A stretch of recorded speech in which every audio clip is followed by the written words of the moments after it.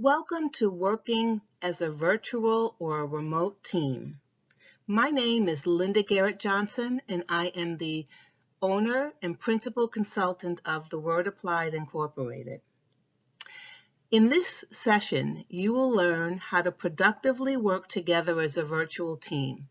It's especially helpful for people who have never worked together as a virtual team, and you can also learn some important tips and tricks even if you have worked together as a virtual team. Thank you for joining me today. I am a certified Lean Six Sigma Black Belt, process improvement, and organizational development consultant with 25 years of experience. I'm a mother, grandmother, and great-grandmother, a fur mommy to Foxy, and a fun fact about me is I am the owner of Gima Gear, a clothing line for women who are definitely not grandma as usual. There are four important parts to consider when you are working together as a virtual or a remote team. The first part is the technology. It's how you are going to hold your meetings and the choice of how you're going to do that. The second is staying connected with one another, continuing to connect with each other. The other and really important part is meeting etiquette. And this is the do's and don'ts of online meetings, and I cannot stress enough how important that part is. And then the last one is how you organize the work. How are you giving out assignments? Where are files located? How are they shared? So for your choice of technology, there are several online meeting tools like WebEx or Zoom, and some of them even offer a free version. And even if you do want to get the paid version, you can often try them out for 30 days to see if you like them. What I would also suggest is that whatever tool that you purchase or that you decide to use, that you test out that tool and make sure that everyone is comfortable and that everyone can get connected using that tool. The other thing is before you really start diving into the meetings, try to take some time to learn how the tools function. There's functionality like desktop sharing. You can record your meetings. You can share control of the meeting. So take some time to understand the technology that you're going to be using. And again, depending upon which tool you use, sometimes it's easier and sometimes it's more difficult to use some of the technology that comes along with that particular tool. The other important component is staying connected as a team. So you used to be in the office with one another, but maybe now you're looking at how do you stay connected with each other because you're not at the break room together, you're not able to go out to lunch together. So a couple of things that you can do is start your meetings with something fun, but when you do that, be brief. Don't let that take over your entire meeting. The other thing is try to schedule both a work and a social meeting. What I mean by that is you could maybe alternate. One week you have a work meeting, next week you have a social meeting. And so every other week you're either doing a work meeting or you're doing a social meeting. The other thing that you can do is use email to keep the team abreast of important information. And if you're using emails, keep your emails brief and to the point with a call to action when appropriate. The reason why I have this one highlighted in purple and bolded is because I'm going to do a separate session on email etiquette. I cannot tell you how important email etiquette is.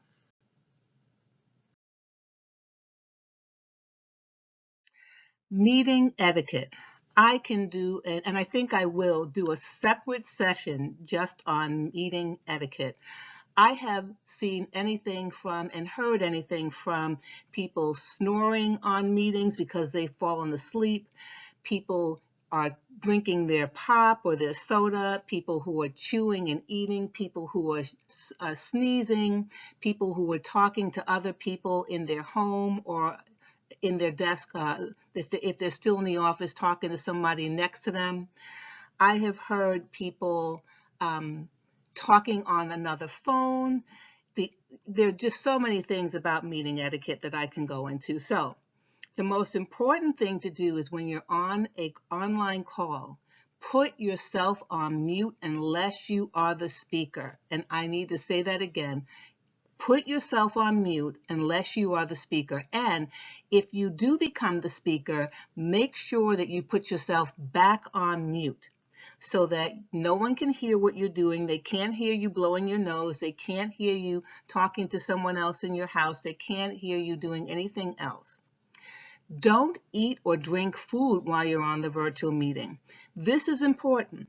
I can't tell you how many times I have heard people drinking their drinks and chewing their food. They've forgotten that they weren't on mute. They maybe thought they were on mute, but they didn't press the right button, so everyone is hearing them. And the thing that you have to understand is that everybody on that call, everybody on that virtual meeting can hear you doing all of this. And not only can they hear you, they know it's you.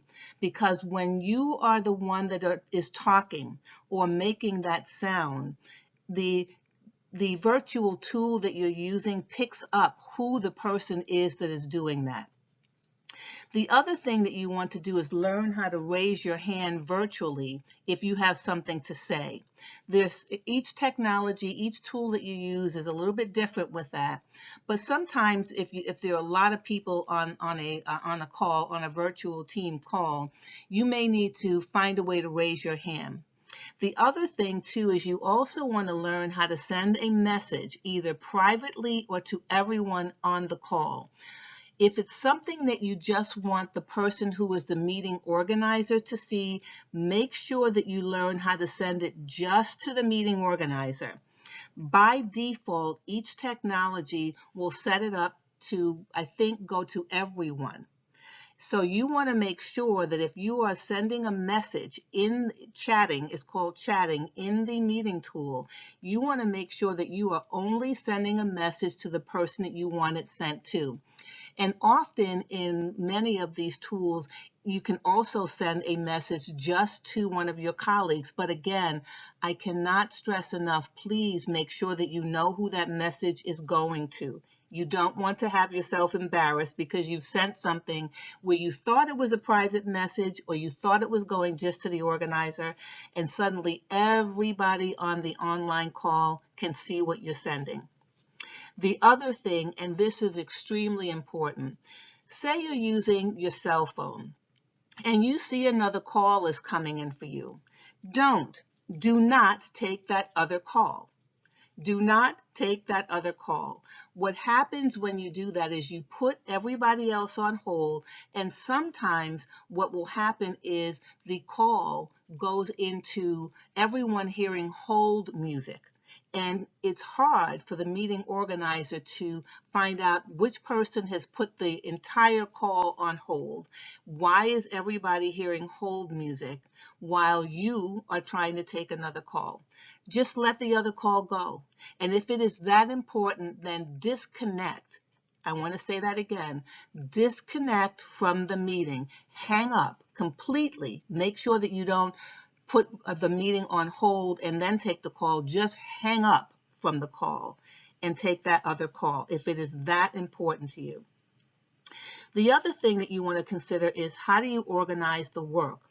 So you probably were doing this already in the office. It's just now understanding how are you going to do this virtually? How are you going to organize the work? If you've never worked with virtual files before, you want to consider how do you do that as well. So decide who is doing what, and you can email assignments when appropriate to people, and you can also make sure that there's a way for the entire team to know who has been assigned to do what. The other thing is you should also learn how to work in shared workspaces. Again, this is bolded and in purple because I'm going to do a separate session on how to work in shared workspaces.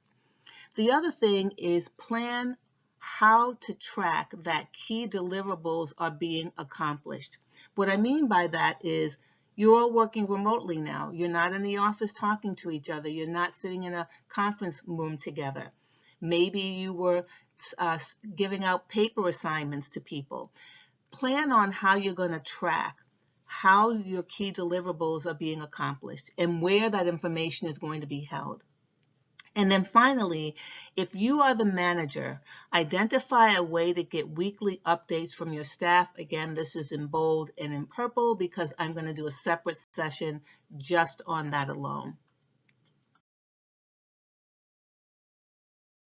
So I hope that you found this helpful. Again, I just wanted to give you a couple of tips and tricks, some tools of the trade, little things that I have learned for the past 25 years that I've been working, and a lot of that time I've been working remotely. If you want to get a hold of me and learn more, you can visit my website, which is www.applytheword.com, and you can also email me at connect@applytheword.com. And don't forget to like, share my video, and also subscribe to my YouTube channel.